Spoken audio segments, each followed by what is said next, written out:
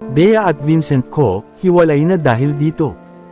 Muling naging sentro ng usapan sa social media sina Bea Alonzo at bilyonaryong businessman na si Vincent Co matapos mapansin ng ilang netizens ang tila kakaibang detalye sa kanilang mga pinakabagong larawan.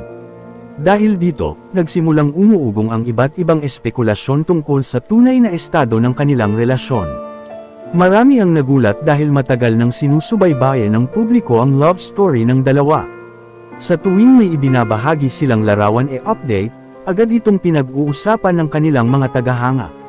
Kaya naman nang may mapansin tila may pagbabago sa kanilang mga recent post, hindi na napigilan ng mga netizens ang magbigay ng kani-kanilang opinyon. Matatanda ang minsan nang naging laman ng mga balita ang tungkol sa umano'y terms of agreement na ipinataw ng pamilya ni Vincent Co bago ang kanilang kasal. Ayon sa mga naunang ulat at usap-usapan, hindi umano nagustuhan ni Bea ang ilang kondisyon inilatag. Dahil upang magkaroon ng iba't ibang haka-haka tungkol sa kinabukasan ng kanilang relasyon. Dahil dito, marami ang nagsimulang magtanong kung may kaugnayan ba ang mga nakaraang isyu sa kasalukuyang usap-usapan. Ang iba naman ay nagpahayag ng kanilang panghihinayang dahil matagal na rin umanong hinihintay ng aktres ang pagkakaroon ng isang masayang relasyon. Sa gitna ng lumalakas na espekulasyon, lalong naging mapanuri ang mga netizens. Nang mapansin nilang hindi nasuot ni Bea Alonzo at Vincent Co ang kanilang engagement ring sa ilan sa kanilang mga larawan.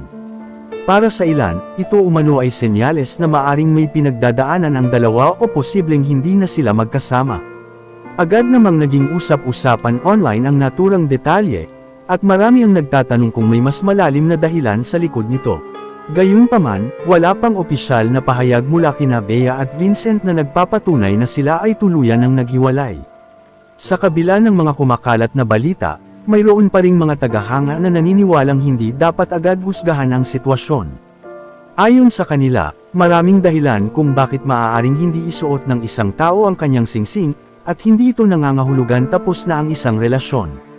Samantala, mayroon ding mga netizens na nagsabing mahalagang igalang ang pribadong buhay ng dalawa.